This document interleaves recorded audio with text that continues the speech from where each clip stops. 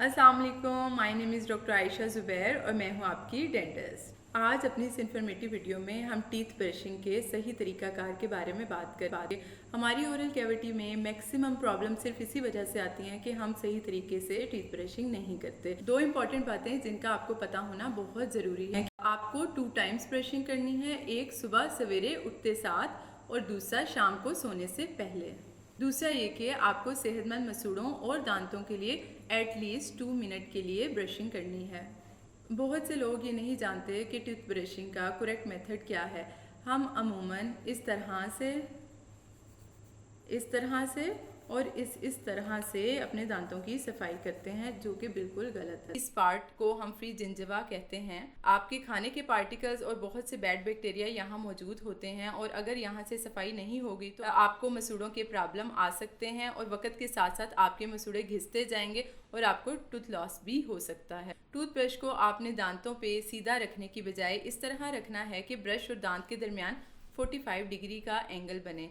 अब ब्रश से आपने छोटी छोटी दायरों की सूरत में सर्कुलर मोशन करनी है और इस तरह से बाहर की तरफ पुल करना है। दांतों के एक तरफ से स्टार्ट करें और दूसरी तरफ तक जाएं।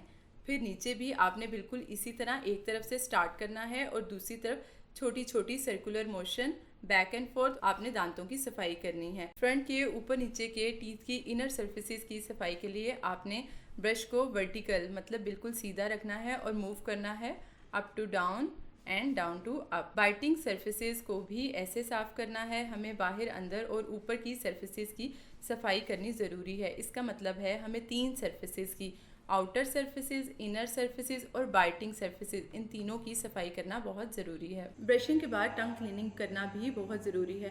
टंग क्लीनिंग से आपके बैक ऑफ माउथ में मौजूद बैक्टीरिया रिमूव होंगे और आपको एक प्लेजेंट फील आएगी।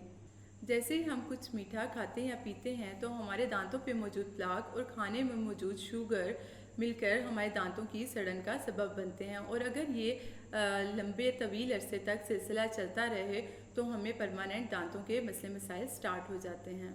अगर आपका दांतों का कोई भी मसला 1 वीक से ज़्यादा एक्सीड कर रहा है तो फ़ौरन से अपने डेंटिस्ट को विज़िट करें, नहीं तो आप अपने असली दांत और मुस्कुराहट दोनों खो देंगे।